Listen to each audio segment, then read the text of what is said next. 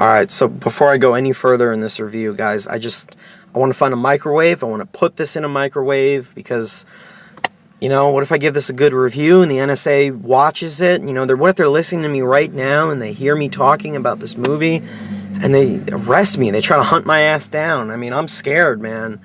I gotta watch what I say about this one. It was awful, okay? I hated it. It's true. It's not true. It's all bullshit, okay? There you go. Don't arrest me. Yeah. Hey guys, what's up? How you guys doing? What's going on, guys? It is Autobot Mike 18 here, back with another movie review, back with another late movie review. I love these. No, I actually don't. I love doing it in my normal surroundings. But I'm sorry, guys. I've had a busy weekend, and I did get a chance to go to the movies, but I went to the movies late on a Saturday night, and I want to get this review up before this weekend is over, and I don't have any time in the morning to shoot this review. It is 12:41 at night. Yay me. I'm tired. I had a long day, guys, but I was not tired enough to go out to the theater tonight. We had a couple of somewhat big releases this weekend, but the one that I definitely caught my attention, the one I was definitely excited for, was Snowden. That's right, guys, I have seen Snowden. Damn it, poster, stay in frame. I have finally seen Snowden, and I'm now going to review it. Just Gordon-Levitt. There he is. I was looking forward to Snowden. That's why I made it a point to see it this weekend. It was definitely on my anticipated list when I looked at all the fall movies. Then at the same time, of course, I was a bit skeptical for this film. I know that it had at least 2 other different release dates, yet it kept getting pushed back.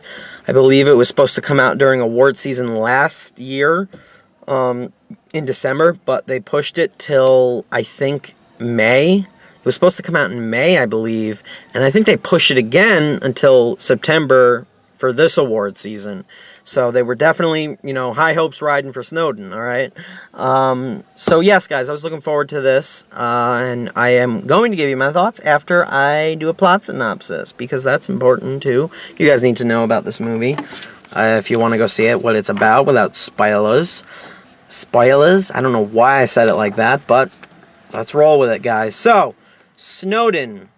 If none of you know who Edward Snowden is, well, go look him up. No, I'm kidding. It's okay if you don't know who he is. I didn't know much about this guy until I went into the movie. Do I know every true thing about him after coming out of this movie?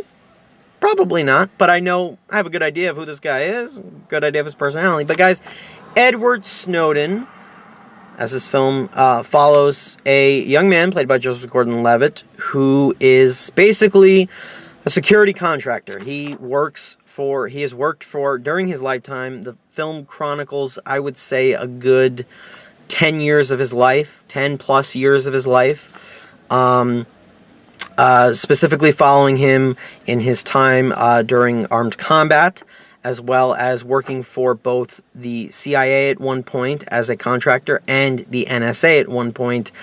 This is a man with a very high intelligence. At the same time, his work for the CIA and the NSA have begun to make him incredibly paranoid because he learns a great deal of secrets and information that is being kept from the public concerning national security and maybe unethical means of surveillance that shouldn't really be done, and he takes it upon himself to do something about this. Let's just put it at that. And sorry, poster. Sorry, Joseph Gordon-Levitt.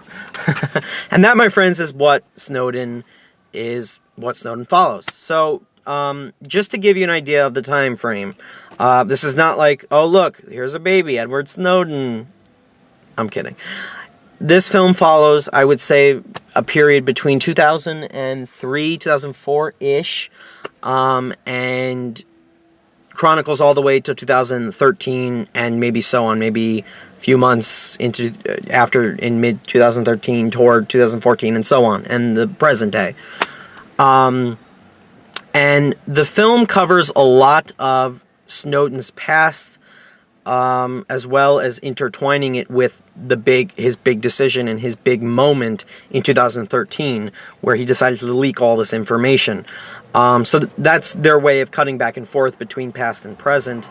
And I actually like that. I dug that for the most of it. I'll get into that later. But guys, Snowden as a whole, the movie is of course, from the release of its trailers, it's going to garner a controversy. You know, it's just, of course, it's that political type of movie dealing with political espionage and all of these national security issues and all conspiracies about the government and everything. So people are going to get all wild up, get talking about the movie. But while I feel that the film is flawed and may have a few issues that I personally will take from it, I still feel that it did a good service in bringing this story to light in a narrative form, because I know that they also made the documentary Citizen 4 on this whole escapade. I have not seen that. I thought they did a good job of portraying this character, specifically Joseph Gordon-Levitt, of course. I'll get into that.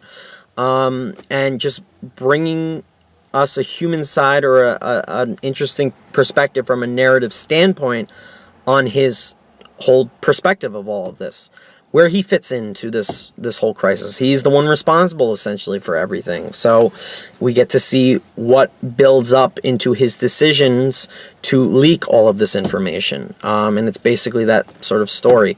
And I was really into all of that.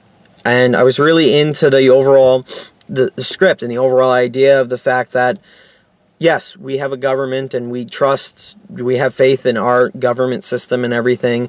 Believe me, guys, I'm not the best person to talk about politics. I'm going to do my best here. But is the government keeping secrets from us? Are there things that they're watching and things that they're doing without our knowledge? Things that may be breaking the idea of human rights, essentially. And I love how that film boils down to that these main ideas, especially upon its finale, in giving Snowden's motivation for doing what he did. That said, I want to get into where I think this film soars, and I think that was the performances for me. Starting and not ending with Joseph Gordon-Levitt. I was blown away by this guy, and I knew he was going to give a good performance from the trailers alone. I talked to a few friends, and they were like, not sure about it. I'm not buying him. I don't know what accent he's doing. I wasn't buying into it. But from the minute I saw the trailer, I didn't see Joseph Gordon-Levitt. And having watched the entire movie now, I can confirm that I didn't see Joseph Gordon-Levitt in this movie. I saw this man, Edward Snowden, a man I personally may know very little about, because at the time when this story broke, I don't know where I was. I don't know what was wrong with me. I guess I just wasn't into news at that point. I was, 2013, it's 2016 now. It was 3 years ago. I don't know where my head was. But I clearly wasn't following news and stuff. But what I really loved about Joseph Gordon-Levitt in this movie is, apart from seeing all of his scenes in which he's interacting with maybe coders or his sort of mentors or his higher ups in life throughout his time in the CIA and everything, and through his training and everything, played by a variety of actors. Nicolas Cage is one. Surprisingly, yes, Nicolas Cage didn't all that feel like Nicolas Cage. I know it's Nick Cage on screen. You're not going to see anyone other than Nick Cage, but he's not in the movie for that long, so don't worry about it. Rice Ifans, I'm probably saying his name wrong. But what I really loved about his portrayal of Snowden were the scenes that he shares with his girlfriend within the film, Lindsay, played by Shaliene Woodley. Those are the scenes where I fell for the character the most and found the most amount of humanity to be brought out of that character. Through these scenes, I got an idea of his stance on politics, his stance on the government, his stance on doing things for the ones he loves in his life. And those are the scenes that I personally really connected with, because other certain scenes where he's dealing with lingo and talk, and their dialogue heavy scenes that are dealing heavily into, these national security terms and everything that I don't know nothing about. I don't know anything about, anything to do with national surveillance or anything like that. It's not my area of expertise. So there's a lot of terms and lingo I just completely flew over my head, but others who understand that will enjoy the movie more. But having those scenes, I feel, were very crucial in bringing that sort of human connection to the character, and that's what I felt was important. I just also thought he did a great job portraying this man as really paranoid, but for good reasons. Like, I always bought why he was fearful of everything, because of what he was seeing and how horrifying it actually was. Like, I actually felt kind of disgusted in a few moments where characters are maybe watching things on a laptop screen where the webcam is off and the laptop's off, but the computer screen's open, so you can see what people are doing.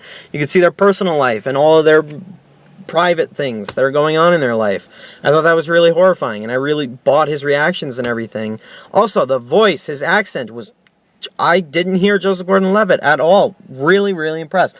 I think this is one of his better performances, for sure. One of his better in his career, for sure. No doubt.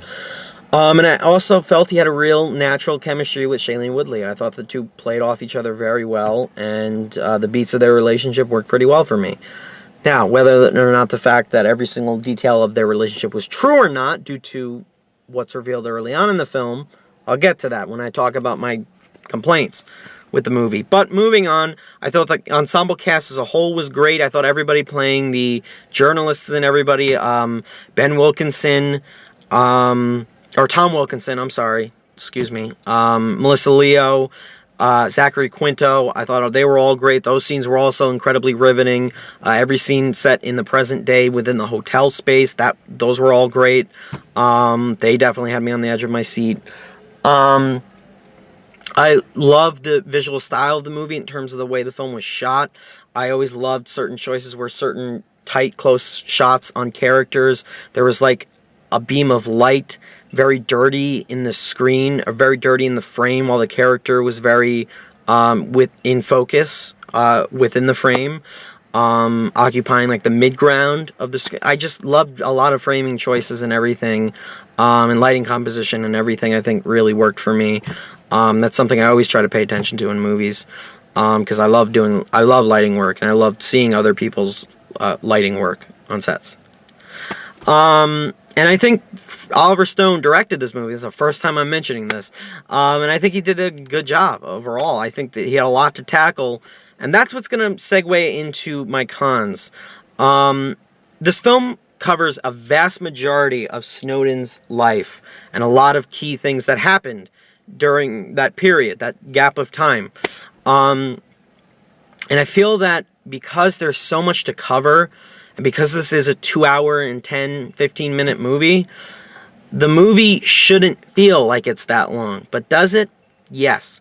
In terms of structuring and everything and placement of events, I thought that all worked really well. There was a nice flow to everything. I didn't feel like I got lost or I fell out of certain scenes, or I felt like, oh, they cut to the past, I want to go back to the present, or I felt like everything had this very nice, there was a nice range of sequences, and I never got lost or I didn't feel that anything was jarring or anything in terms of placement of scenes. So I think the structuring and everything is fine, but the pacing as a whole, because there's a lot of scenes in this movie and a lot to cover, the pacing feels very, very slow, and the movie feels like it's 2 hours long when it really shouldn't. By the time we hit the hour mark into the film, I was like, okay, we still have another hour left of the movie, and I feel there's so much more to tell of this story. We didn't even get halfway there yet, but we're at the halfway point. So there's a lot of that to be taken into consideration. Again, there's a lot of lingo and terms I just am not going to understand. This movie definitely opened my eyes to a lot of things that I probably wasn't even aware of in regards to these issues, these government issues, and these... this breach to national security. But there's other scenes with heavy dialogue that just aren't going to make a big impact on me because I don't have a good background in this field. I'm not going to hold that against the movie. One other thing I do want to hold against this film that's keeping me from saying, yes, this is great, one of the best of the year, is what they do to open this movie. This is probably my biggest problem, because the way they open this film, while I feel that the filmmakers had guts and were courageous to do this, because I don't remember the last time I've seen a movie that opened this way, right before the film even starts, before we even get the first shot. The text that appears on screen, paraphrasing it, literally says, "This is a dramatization of true events that happened." Paraphrasing that. And I was like, they just told me not everything that happened in this movie was real. I mean, it is a biopic, and it's an adaptation. That's totally fine. But when you're telling me, literally within the first minute of the movie, that, oh, look, all that tension and all that drama that we created in this scene, that probably really didn't happen. We just did that for the movie. That's what bothers me. So, by the time we get to what, in my opinion, was one of the most taut scenes in the entire film, towards the latter half, I couldn't help but just sit there and say to myself, after I watched it, wow, that was a great scene. The tension, the thrills were in that movie. They were all there, they were present, and I was totally on the edge of my seat. But then literally a few seconds after, my head went right back to what this film told me when it started, and I said to myself, wait a second, that was probably just a dramatization of that. That's probably not how it actually happened. They just totally made it feel tense, and it probably, in real life, was it really? Probably not. So it's moments like that where I just look back and I say, well, shit, if that's not how it happened, then is it a faithful adaptation, or is it just a Hollywood adaptation? So that came up a lot for me, and I felt a little upset about that. I applaud them for admitting it, but at the same time, I'm like, well, then why didn't they just faithfully adapt it how it happened? Are you trying to tell me that there wasn't really a story, and you're just trying to do it for money and to... You get what I mean? You get where I'm going, to really just bring out the most of a story? So, I don't know. That needs to be seen. But as a film, separate, if you're going to separate this movie from its source material, that's one way to look at. That's one way to look at, just separate it and be like, okay, it worked as a film. So that's up to you. It's up to the viewer. For me, it's hard to make that separation, but there you have it. So guys, those are my overall thoughts on Snowden. I was engaged. I was absorbed. I was into the story. I loved what it said. I love what it revealed. I feel like I learned a lot about this man. I feel like I have a good viewpoint on where I stand on whether I'm on his side or not in regards to his actions. So I feel all that really worked and was strong with this movie. The performances were great. The shots were great. The structuring of the editing is great. And I thought the direction was great. But because of the problems I had, it's going to keep me from going all the way with Snowden. But guys, in the end, I'm going to give Snowden a solid grade of an 8 point... I'm going to go 8.5 out of 10, or a grade of a B for Snowden. I definitely recommend this one at some point.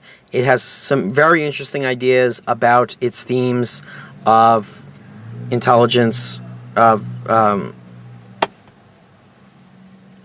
almost said central intelligence, national security. It's late, guys, I'm tired, and yeah, it's very interesting in that.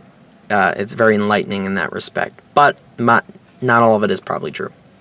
So guys, there you have it. Those are my thoughts on Snowden. I would recommend you see it at some point. Nothing you got to rush out and go see, but it's on TV, or you got to rent it. It's interesting. So guys, there you have it. Let me know what you guys thought of Snowden. If you've seen it, let me know down below. And if you've seen Citizen 4, also let me know what you thought of that as well. Compare doc versus narrative. I always like that kind of stuff for the same subject matter. So guys, as always, thank you so much for watching. This review is way too long. Gotta go. Bye, guys.